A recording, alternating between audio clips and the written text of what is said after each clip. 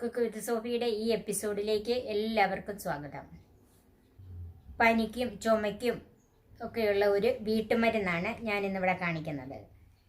ഇത് പണ്ട് മുതലേ ഉള്ള ഒരു മരുന്നാണ്. മിക്കവാറും ചേരുവകളെല്ലാം നമ്മുടെ വീട്ടിൽ തന്നെ ഉള്ളതാണ്. ഇത് എങ്ങനെയാണ് പനിക്കും ചുമയ്ക്കും പ്രയോജനപ്പെടുത്തുന്നതെന്ന് നമുക്കൊന്ന് കാണാം. സാധാരണ പനി വന്നാൽ പനി മിക്കവാറും പെട്ടെന്ന് തന്നെ അങ്ങോട്ട് മാറും. പിന്നെ ചുമ ഇങ്ങനെ നീണ്ടു നിൽക്കും. ആ ചുമയ്ക്കുള്ള ഒരു പ്രതിവിധിയായിട്ടാണ് ഈ വീട്ടുമരുന്ന് ഞാൻ കാണിക്കുന്നത്. ഇത് നിങ്ങളൊന്ന് ട്രൈ ചെയ്ത് നോക്കണം. നിങ്ങൾക്ക് തീർച്ചയായിട്ടും ഇഷ്ടപ്പെടും. ഈ മരുന്ന് നിങ്ങൾക്ക് പ്രയോജനപ്പെട്ടാൽ നിങ്ങൾ ഈ വീഡിയോ മറ്റുള്ളവർക്കും ഷെയർ ചെയ്ത് കൊടുക്കണം. അവർക്കും ഇതൊരു ഉപകാരമാകട്ടെ. ഈ വീട്ടുമരുന്നിന് ആവശ്യമായ ചേരുവകൾ എന്തൊക്കെയാണെന്നും എങ്ങനെയാണ് ഈ വീട്ടുമരുന്ന് ഉണ്ടാക്കുന്നതെന്നും നമുക്കൊന്ന് കാണാം. ഇതിന് ഞാൻ എടുത്തിരിക്കുന്നത് 3 ആടലോടകത്തിൻ്റെ ഇല. ഇത് മിക്കവാറും ഇപ്പോൾ എല്ലാ വീടുകളിലും തന്നെ കാണാം. ഇതൊരു പച്ചമരുന്നാണ്. കുറച്ച് തുളസി ഇല. ഇതൊരു 20 എണ്ണം പറഞ്ഞാൽ ഒരു 20 എണ്ണം കാണാം. 10 പനിക്കൂർക്ക ഇല. ഇതാണ് പനിക്കൂർക്ക ഇല. ഇത് ഒരു ചെറിയ കഷ്ണം പട്ട. വാങ്ങിക്കുന്ന പട്ടയാണ് ചെറിയ കഷ്ണം എന്ന് ഞാൻ ഉദ്ദേശിച്ചിരിക്കുന്നത്. ഇത് എൻ്റെ കറുവാമരത്തിൽ നിന്ന് ചെത്തി വെച്ചത് കൊണ്ടാണ് ഇതുപോലെ ചെറുതായിരിക്കുന്നത്. 3 ഏലക്ക, ഒരു ചെറിയ കഷ്ണം ചുക്ക്. ഇത് ഇഞ്ചി ഉണങ്ങിയത്, ഇഞ്ചി തൊലി ചെത്തി ഉണങ്ങിയത്. 1/2 ടീസ്പൂൺ ചെറിയ ജീരകം, നമ്മൾ കറിക്കൊക്കെ ഉപയോഗിക്കുന്ന ചെറിയ ജീരകം. 1/2 ടീസ്പൂൺ കുരുമുളക് മുഴുവനോടെ. 1 ടേബിൾ സ്പൂൺ പനങ്കൽക്കണ്ടം. ഇതിപ്പോൾ എല്ലാ സൂപ്പർ മാർക്കറ്റിലും അങ്ങാടിക്കടയിലൊക്കെ മേടിക്കാൻ കിട്ടുന്നതാണ്. ഇതിൽ ചുക്കും ഏലക്കായും കുരുമുളകും ജീരകവും കൂടി ഒന്ന് ചതച്ചെടുക്കണം. 2 ഗ്ലാസ് വെള്ളം.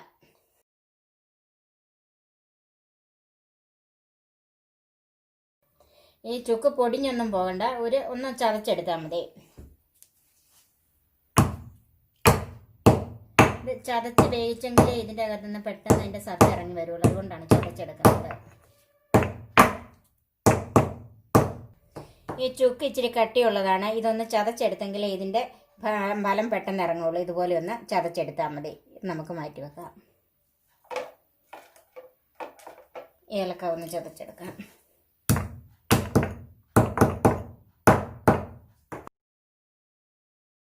ഏലക്കായി ഒന്ന് ചതച്ചെടുത്തിട്ടുണ്ട്. കുരുമുളക്. ഇത് 1-2 പൊട്ടുന്ന രീതിയിലൊന്ന് ചതച്ചാൽ മതി.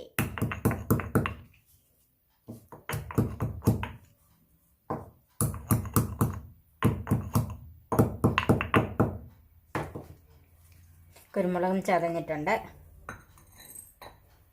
ഇതുപോലെ ചതഞ്ഞാൽ മതി. ജീരകം.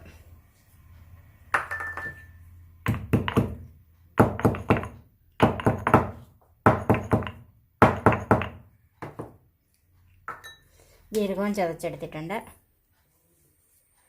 ഇത് ഒത്തിരി പൊടിഞ്ഞു പോകണ്ട, ഒന്ന് ചതഞ്ഞ് കിട്ടിയാൽ മതി. ഇനി ആടലോടകത്തിൻ്റെ ഇലയും ഈ പനിക്കൂർക്ക ഇലയും എല്ലാം ഒന്ന് മുറിച്ചിടണം.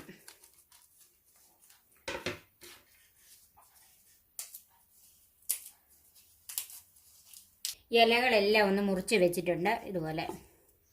ഇനി ഈ ഇലകൾ ആദ്യമായിട്ടൊന്ന് ഡ്രൈ റോസ്റ്റ് ചെയ്യണം. ചൂടായ ഒരു പാനിലേക്ക് ഇലകൾ ഇട്ട് കൊടുക്കാം.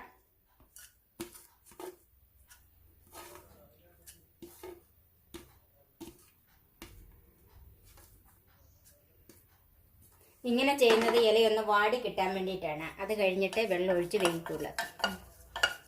ചെറു തീയിൽ ആ പാത്രം നന്നായിട്ട് ചൂടായി കഴിഞ്ഞിട്ട് ചെറു തീയിലിട്ട് നിന്ന് കരിഞ്ഞു പോകാതെ വാട്ടിയെടുക്കണം.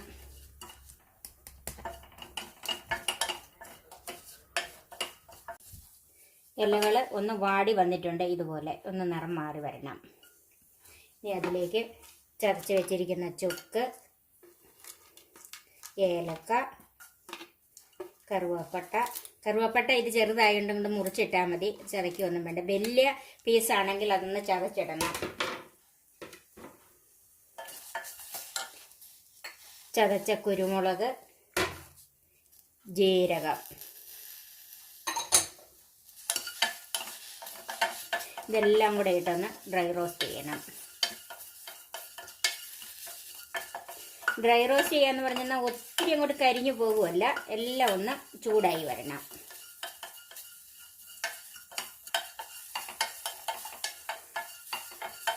ഇപ്പം ഏകദേശം ചെറുതീയിൽ ഒരു 2 മിനിറ്റോളം ഒന്ന് ഡ്രൈ റോസ്റ്റ് ചെയ്തെടുത്തിട്ടുണ്ട്.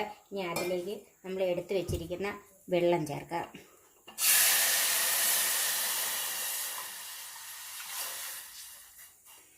ഈ ഗ്ലാസ്സിനാണ് ഞാൻ 2 ഗ്ലാസ് വെള്ളം എടുത്തിരിക്കുന്നത്. സാമാന്യം മുഴുത്ത ഗ്ലാസ്സാണിത്.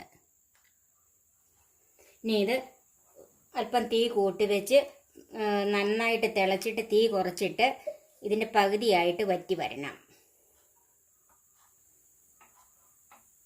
അപ്പോൾ ഇത് നന്നായിട്ട് തിളച്ചിട്ടുണ്ട്.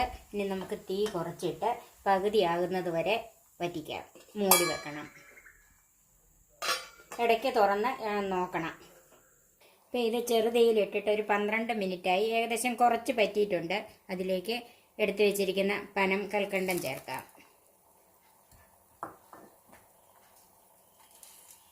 ഈ കൽക്കണ്ടം ഇതിൻ്റെ അകത്ത് കിടന്ന് നിലത്ത് വരണം. ഇനിയും ചെറുതീയിൽ തന്നെ മൂടി വെക്കണം. ഇപ്പോൾ ഒരു 20 മിനിറ്റായി. ഇനി നമുക്കിതൊന്ന് നോക്കാം. ഇപ്പോൾ ഇത് ഏകദേശം പകുതി പറ്റായിട്ടുണ്ട്. ഇനി നമുക്ക് തീ ഓഫ് ചെയ്തിട്ട് ഒന്ന് അരിച്ചെടുക്കാം. ഇനി നമുക്ക് ഈ മരുന്നൊന്ന് അരിച്ചെടുക്കാം.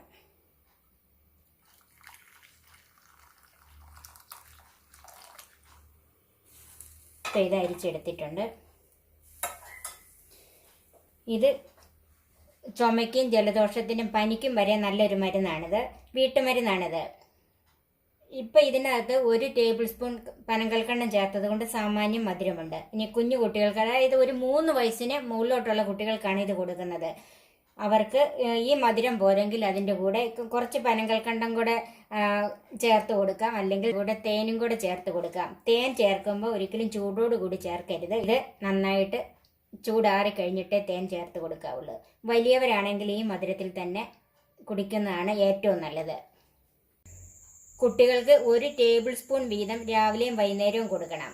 മുതിർന്നവരാണെങ്കിൽ 1/4 ഗ്ലാസ് വരെ ഓരോ നേരവും കുടിക്കാം.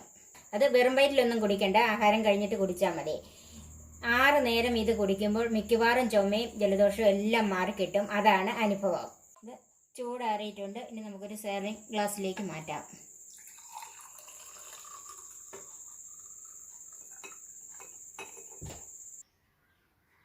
ഈ ചാനൽ സബ്സ്ക്രൈബ് ചെയ്യാൻ മറക്കരുത്. എൻ്റെ ഫേസ്ബുക്ക് പേജ് ലൈക്ക് ചെയ്യണം. അതുപോലെ നിങ്ങളിത് ഷെയർ ചെയ്യണം, കമൻറ്റ് ചെയ്യാനും മറക്കരുത്. അടുത്ത ഒരു നല്ല വീഡിയോയുമായി നമുക്ക് വീണ്ടും കാണാം. ഞാൻ സോഫി കുര്യാക്കോസ്.